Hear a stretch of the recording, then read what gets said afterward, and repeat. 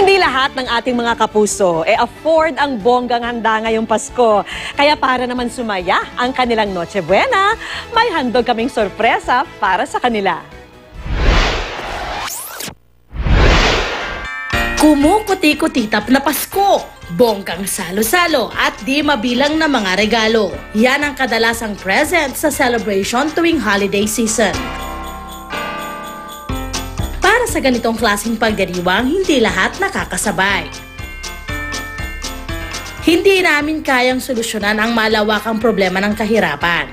Pero ang kaya namin gawin, pagaanin ang pasanin ng ilan nating mga kapuso. Kaya naman libreng Noche Buena ang aming ireregalo. Ang hardworking mga kapuso nating all day nasa kalsada, aming bibigyang saya. Unang sinadya ng Good News Team ang Barangay Addition Hills sa Mandaluyong. Marami sa 70,000 residente rito, pangangalakal ng plastic ang ikinabubuhay. Pagpasok sa kanilang Freedom Park, dump site ang agad tumambad sa amin. Ang mga binatang ito, maagang nagtatrabaho. Sa umpisa, naging mailap sila. Pero nang marinig na may handog kaming sorpresa, Boy! Bo! May pagkain, Bo! Ang Bo! Kuya! Oh. Ano yan? Oh. Bo! Ang Bo! Maraming salamat po. hindi pa man kami nakalalayo, nakita namin ang isang matandang papalapit.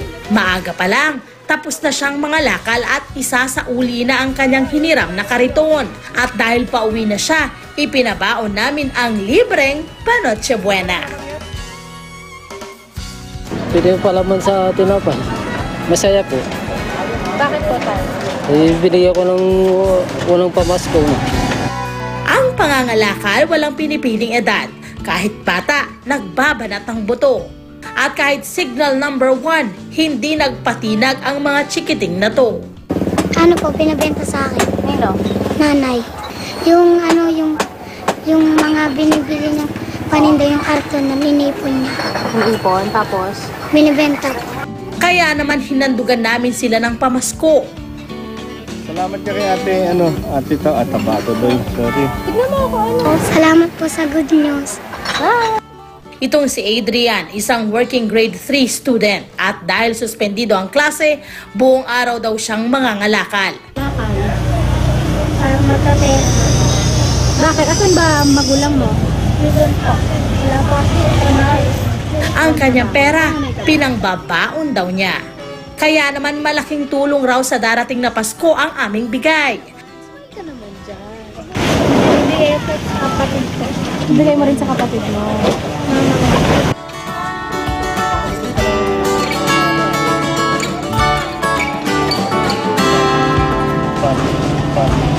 Kami po salamat.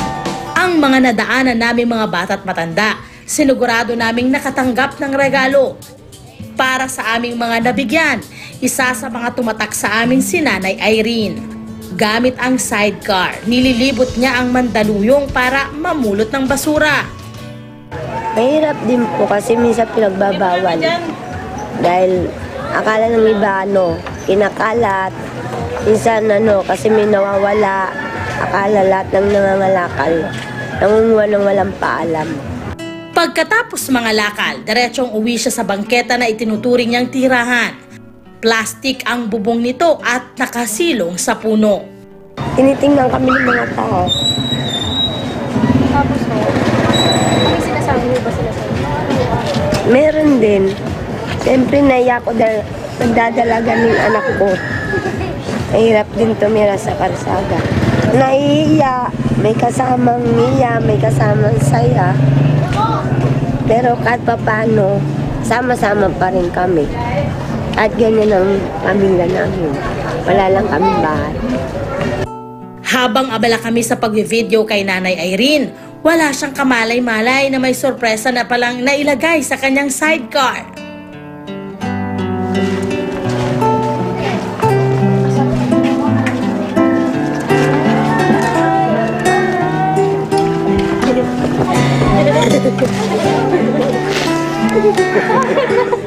Pagkain. Umiyak na eh. Meron dyan, bakit kaya umiyak? Pagsalit. Ha?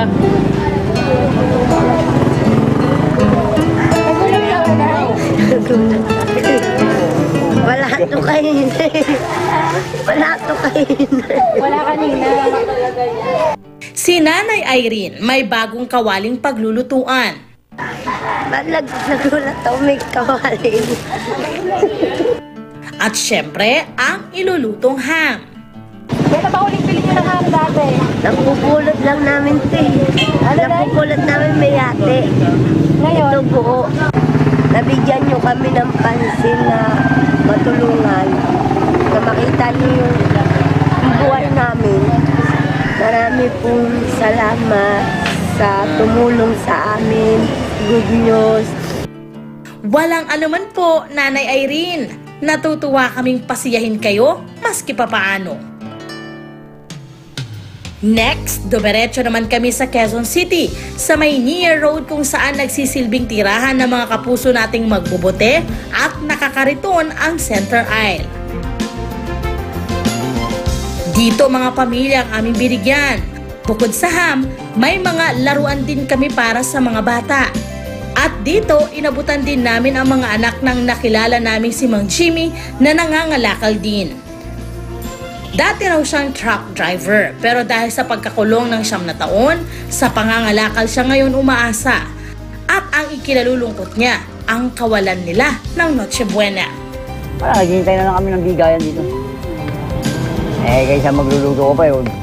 Hirap na nga sa pagkita ng pera dahanap. Hintay na lang sa magbibigay. Kaya naman iniabot na namin ang aming regalo. Nakakatawid na rin sa amin yan eh. Sa akin, kahit hindi ako kumain, masarap sa mga ito. Maraming salamat ako sa good news, sa bigay ni Eric Morales. Maraming salamat to, malaking tulong na sa amin to. Malaking kasiyahan din po ang naibibigay niyo sa amin, Mang Jimmy. Sa katabing mga trapal, nakita naman namin itong si Mang Hill na inaayos ang nirerentahang sidecar sa pangangalakal. Dati po, ang Pasko namin, napakasaya. Ngayon, medyo malungkot. Dati marami sa amin nakakaalala, nagbibigay ng pangangailangan namin.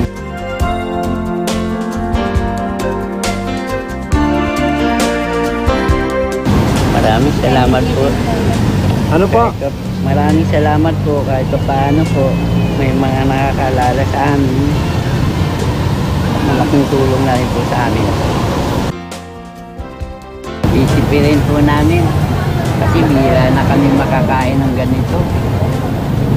Sa aming simpleng blowout ngayong Pasko, sana'y nakapaghatid ng saya sa mga pamilyang nakilala namin. Naway mapasa inyo ang tunay na diwa ng Pasko.